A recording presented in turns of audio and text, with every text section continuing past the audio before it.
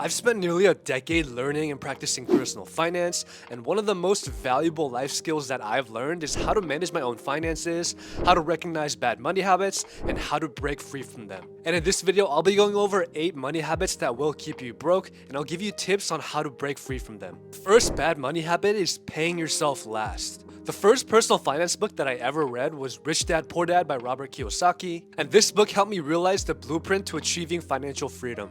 Robert explains in his book that the way people pay bills can be broken down into 2 types. The first way is the poor people habit, which is paying yourself last. So whenever your paycheck comes in, the first thing that you do is pay your rent, pay your bills, and use your money for all your wants, and then save what's left over if there's any money left to save. The second way is the rich people's habit, and this is a complete opposite. They pay themselves first, and this is exactly what you want to do. Take anywhere from 10 to 20% of your income and immediately put it into either savings or investments, so you essentially treat it like paying a bill. This is super important because this is guaranteeing that your money will be saved and it won't just slip through your fingers. Now, I'm sure there's people thinking there's no way you can do this if you're living paycheck to paycheck. But the surprising thing is that if you take that 10% of your money and you put it into savings and investments, your mind will shift and structure your thinking and finances to last until your next paycheck. You won't even realize that you're saving money in the background. People do not realize how much they're spending paying their bills, eating out, and going on fancy vacations, and saving whatever's left. This is the total opposite of what you should be doing. You should be paying yourself first, so you're not paying other people to buy their things before you pay yourself first. Bad money habit number 2 is not having a buffer. This is related to paying yourself first, but ideally you want to have 3 to 6 months of expenses saved in a savings account.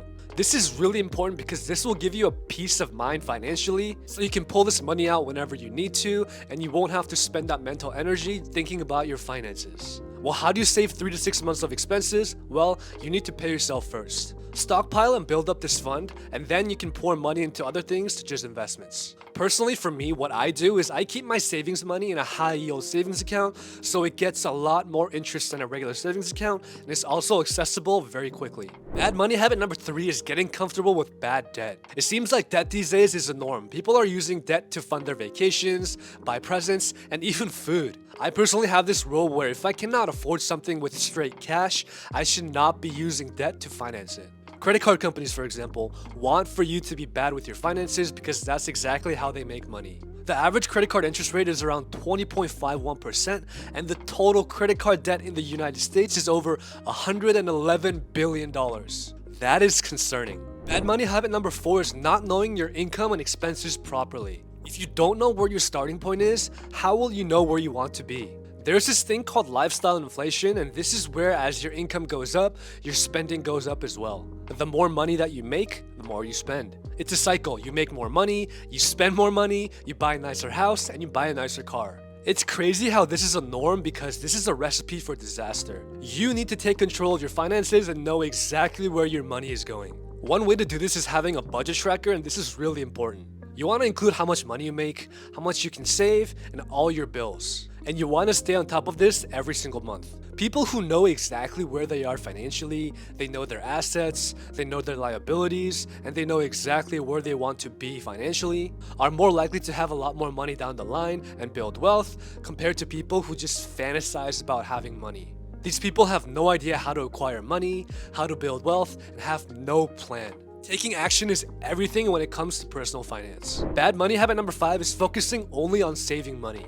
If you are someone who wants to improve their financial situation, you can start off by saving more money, but also increasing your income and increasing your income streams. Ideally, you want to have a mixture of both. You cannot build wealth if you're making more money and spending it all, but on the flip side, you also cannot make more money if all you're doing is saving it. If you truly want to build wealth, you need to think on both sides of the equation. Both how you'll save more money and how you will increase your income and income streams. Saving money has a ceiling, but making more money has no ceiling at all. It has unlimited upside potential. Whether it's investing into the stock market or real estate or starting a side hustle, you want to break free from the bad money habit thinking that you can build wealth just by saving. The next bad money habit is having expensive hobbies. Now, don't get me wrong, having hobbies is great, but if you're spending tons of money on one hobby, let's rethink this a little bit. For example, many people like to shop, and this is called retail therapy. But this is falling to marketing from billion-dollar corporations who are telling you to buy, and buy. They want you to continue spending without saving or investing any of your money.